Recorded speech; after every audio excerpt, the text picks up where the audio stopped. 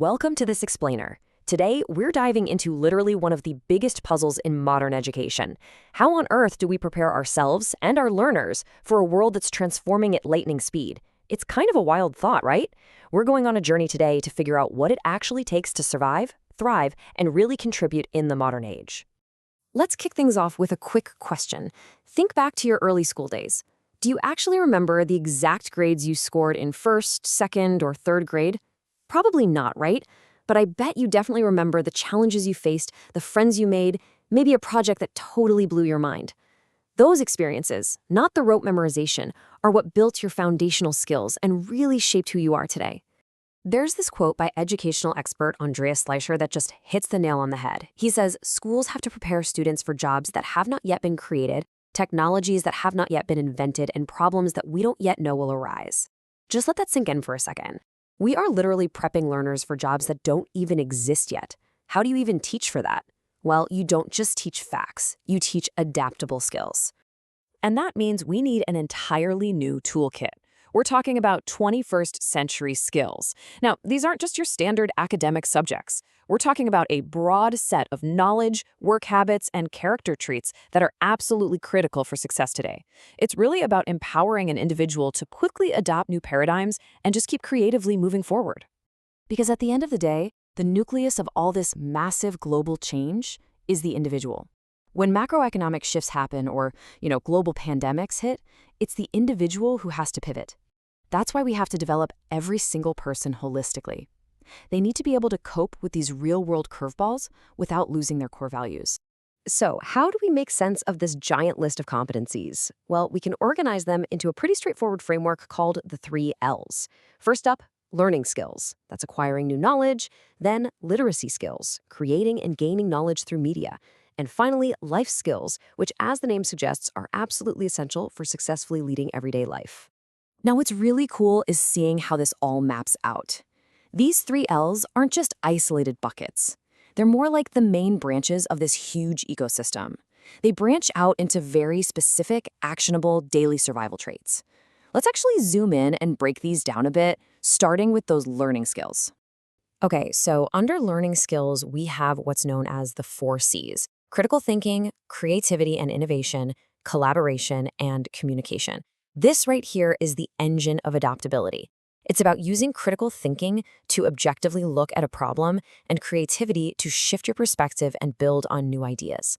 And since we don't live in a bubble, collaboration and communication govern exactly how we work with others to bring those ideas to life. Next up is the IMT grouping under literacy skills. That stands for information, media, and technology literacy. Look, in an era where we have literally infinite data at our fingertips, just accessing info isn't enough anymore. It's really about critically evaluating that absolute fire hose of media we consume every day and knowing how to use technology safely and effectively. To round out the toolkit, we have the life skills. You can easily remember these with the acronym FLIPS. This is basically your behavioral bedrock. It stands for the flexibility to adapt to new environments, leadership to guide teams through real-world messes, initiative to just get started on your own, productivity to actually finish the job on time, and social skills to communicate across diverse cultural backgrounds. But here's a really crucial point. These skills are completely inseparable, and they develop in cohesion. You can't just say, hey, we're going to learn flexibility on Tuesday and communication on Wednesday. It doesn't work like that. For example, your social skills completely rely on effective communication, right? And true innovation, that's almost always driven by deep collaboration. Keeping that interconnectedness in mind, let's look at how these frameworks actually map onto human development over time. Because, as you know, as a child grows, their needs and the specific skills they require evolve dramatically. We're going to walk through this timeline, starting from toddlers ages 3 to 5 who are just learning to express themselves, all the way up to young adults prepping for independent living. Starting off with ages 3 to 5, understanding the self. For these really young learners, discovering the world is a highly internal and observational process. At this stage, those 21st century skills actually manifest as early critical thinking and basic communication. We're talking about things like identifying body parts, expressing emotions constructively instead of just throwing a tantrum, and recognizing what's a safe versus an unsafe touch. Moving on to ages 6 to 10, accepting the self. Now, as the child's world starts expanding way beyond their immediate family bubble, problem solving and social skills really take center stage. These milestones include demonstrating a positive body image, learning how to express their needs assertively, respecting other people's boundaries, and starting to align their own actions with collective, collaborative goals. It's all about fitting into that wider world. Next, we hit ages 11 to 13, managing the self. This transition into early adolescence brings a massive wave of physical and socio-emotional changes. It makes those life skills we talked about absolutely hypercritical. Suddenly, media literacy is vital for discerning intense peer and online influences. They need serious flexibility to manage expectations and prevent stress, plus the skills to deal effectively with harmful relationships and identify safe situations, both online and offline. Finally, ages 14 to 18, enhancing the self. As these students approach young adulthood, the training wheels come off entirely. They are gearing up for the real world. This stage requires high-level critical thinking to distinguish actual facts from algorithmic myths online. They need the productivity to make healthy life choices, and they have to exhibit those advanced interpersonal skills necessary for independent living. And this brings us to a really major realization from the source material. We absolutely cannot just teach these skills in isolation. You can't have a critical thinking 101 class and call it a day. These skills must be integrated as a meta-curriculum. They have to be seamlessly blended right into core subjects, like native languages, mathematics, arts, and history. Furthermore, these skills need a real-world playground. They have to be applied to broad 21st century themes.